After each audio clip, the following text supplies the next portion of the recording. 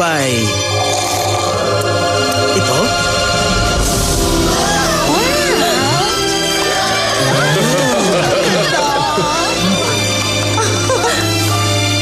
Ted, wow! Nagawa mo! Oo. Ginawa ko talaga.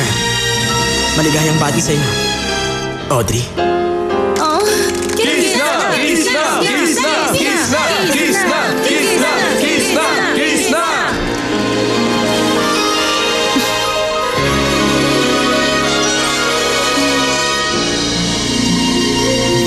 Ted! Ted! Huh? Tedster! Hinahalikan mo na naman yung box ng cereal. Ano? Kasi gusto ko talaga tong cereal. Ano nga ba to? Oh! Okay. Sisiguruhin kong bumili na mas marami sa susunod para sa'yo. Ayos, cool. Aalis na ako. May kailangan pa akong gawin na bagay kaya kita na lang mamaya. Wow, wow, wow! Hindi ka alis ngayon, iho. Ay. Linggo ngayon, alam mo na ang ibig sabihin nun. Family time at maglalaro tayo ng board games. Ano?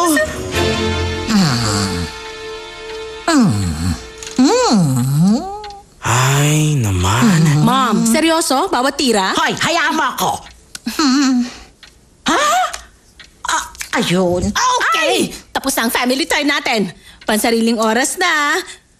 Doon lang ako sa kwarto ko. Oh, okay, anak. Magsaya ka.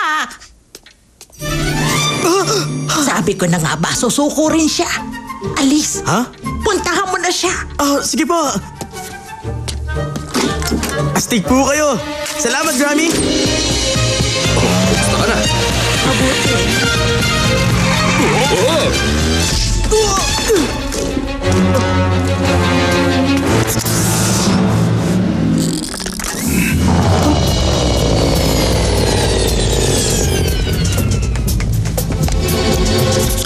Hey! Ikaw si Ted, tama? Mr. O'Hare?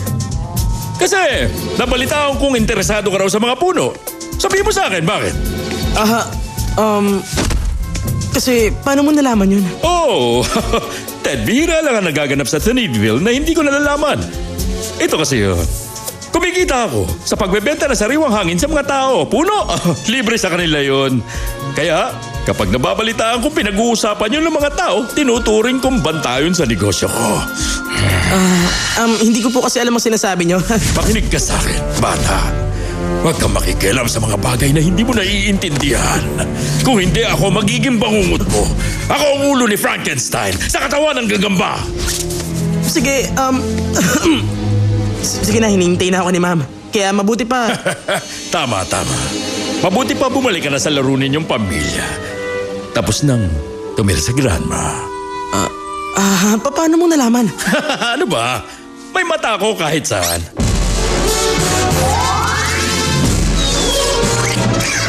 Ano? Napakaganda ng bayan nating ito, Ted. Maraming magagawa at mapaglilibag ang bagay dito kung naiinip ka. At wala na ako naiisip na dahilan para lumabas ka pa ng bayan natin muli. Tama?